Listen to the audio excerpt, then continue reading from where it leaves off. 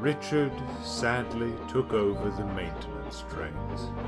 He couldn't explain what had happened with the express coaches, but he'd felt he'd let Sir Topham Hatt down. As he sat in the sidings, waiting for his trucks to be loaded, he'd see James pulling the express. He was too ashamed to say hello, and just looked down at his butlers. Little did he know, James was also racked with guilt.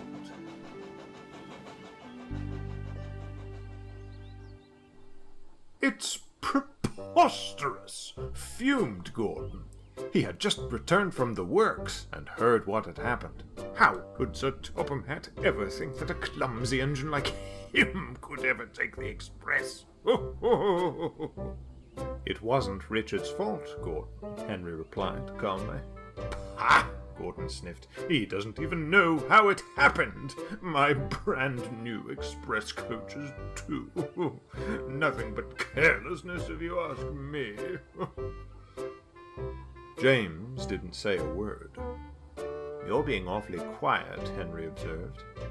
"Well, that's because I don't have anything else to add," huffed James. He shut his eyes and went to sleep, leaving Henry rather perplexed. The next day, Gordon took his first express run since being mended. He felt better than ever and was enjoying his journey when he saw Richard in the distance. Richard could see him, too. "Oh, dear," he thought nervously. "It's Gordon. Oh, what will he say? What will he say?" Richard was so busy worrying, he bumped into a flatbed, and the old steel girders spilled onto the ground below as Gordon sped past. "Definitely clumsy," Gordon grunted. He disappeared, leaving a disappointed Richard behind. Now, the steel trucks aren't usually troublesome, but they were agitated today, hauling rusted metal, sitting around in the baking sun, and being bumped by Richard or grating on them. Soon, they began teasing him. "Defensive positions, boys," called one truck. "Here comes reckless Richard." "I'm not reckless," Richard pouted. "I'm—ooh!" "Rough," finished a truck, and the others giggled. Richard sighed. He felt like a really inadequate engine.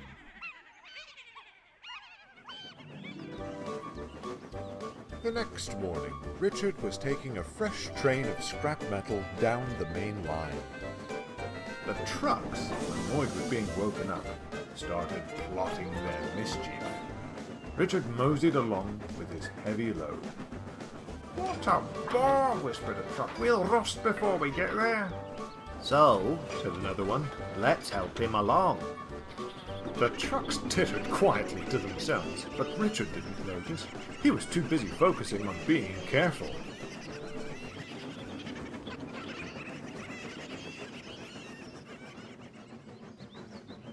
Soon they approached the top of Gordon's Hill.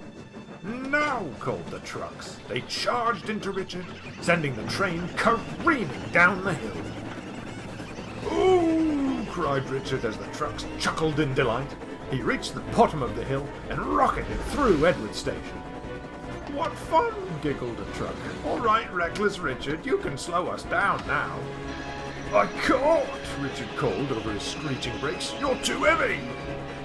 The trucks then realized the perilous situation they'd gotten themselves into. "Hold me back! Hold me back!" barked Richard. The trucks did so, and they began slowing down. Not as fast as Richard had wanted. He heard a familiar whistle in the distance. "It's Gordon!" he cried. "Oh no, the express!" Suddenly, Richard noticed a siding with old vans. "That looks like Henry's fish train," he thought. Richard made a decision. Whistling frantically, he got the signalman's attention and was diverted into the siding.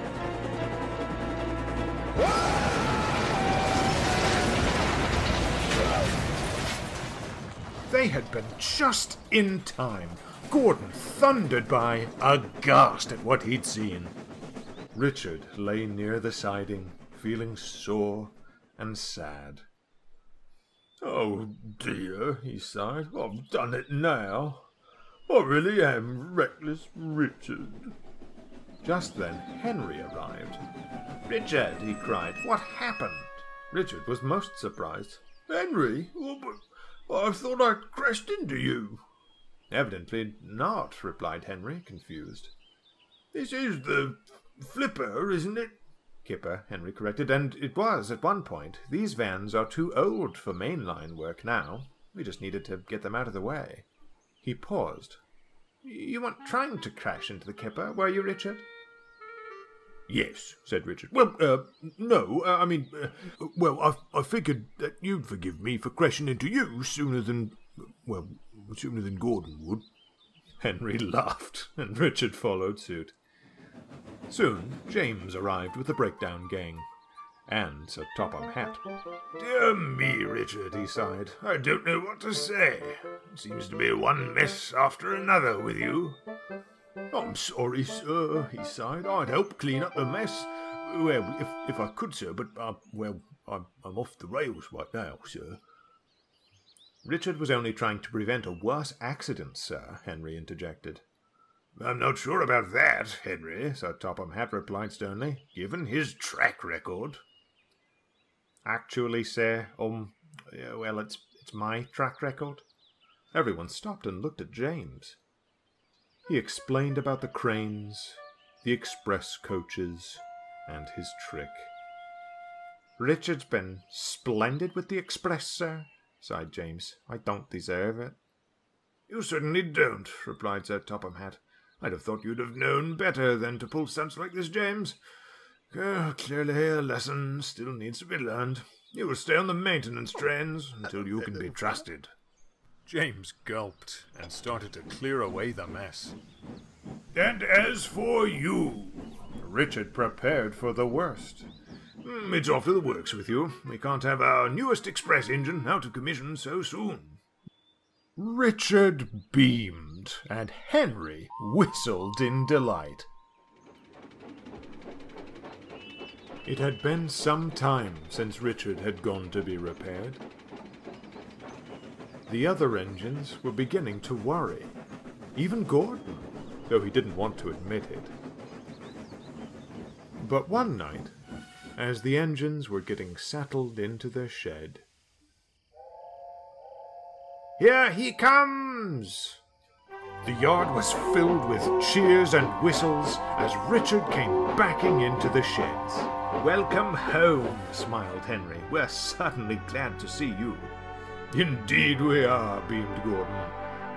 Although, we hope you actually want to stay here with us, James sighed. After all, the way we treated you was, well... "Oh, disgraceful," frowned Gordon. "Disgusting," agreed James. "Despicable," added Henry, glaring at the others. "Oh, disagreeable," exclaimed Richard. The three big engines gasped. "Oh," said Richard plainly, "was I not supposed to do that?" The engines laughed and whistled again in delight. The three big engines had become four. Richard is thrilled to call the island of Sodor his home. He is still a bit clumsy, but always does his best to help the railway run smoothly. Gordon doesn't mind sharing express duties with Richard, and even James has taken a shine to him. Henry is most proud of him, and Richard is honoured to call the big green engine his best friend.